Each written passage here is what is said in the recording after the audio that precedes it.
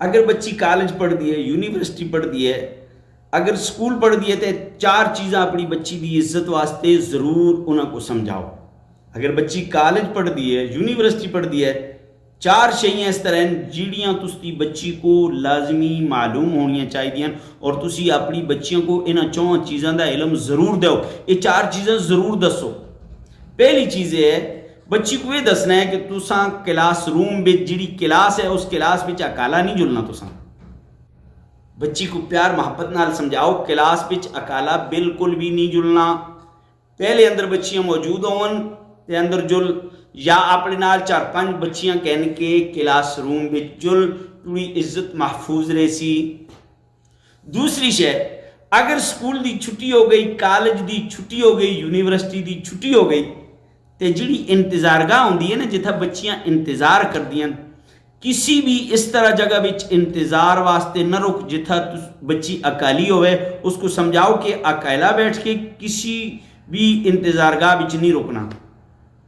اس طرح جگہ بچ انتظار کرو کہ جتھا اور بچیاں بھی موجود ہوں، جتھا رش ہوئے۔ اکثر اور بیشتر بچیاں دی عزت اکیلا بیٹھ کے انتظار کرنا دی وجہ تو خراب ہوندی ہے۔ یونیورسٹیاں بچ، کالجاں بچ بچی اکالی ہوندی ہے، انتظار کر دیا، اس کی عزت لٹی جلدی ہے، برباد کیتی جلدی ہے۔ تیسری چیز کہ اگر کالج یونیورسٹی کسی بھی اس طرح دی جگہ بچ کوئی بچی ہوتا نظر رکھتا ہے، غلط نظرہ نال تاڑ دے، غلط نظرہ نال دیکھ دے، تے بچی کو تسی اس طرح دوستانہ ماحول دیو، اپنی بچی کو اتنا بھروسہ دیو، اتنا اعتبار دیو کہ تساں دی بچی تساں نال وہ گل شیئر کرے، تساں دی بچی تساں کو گل ضرور دسے کہ پاپا یا ماما، امی جان یا ابو جان، فلاں شخص فلاں وقت مڑے ہوتا نظر رکھتا ہے، لہٰذا اس کا سد باب کی تجلے۔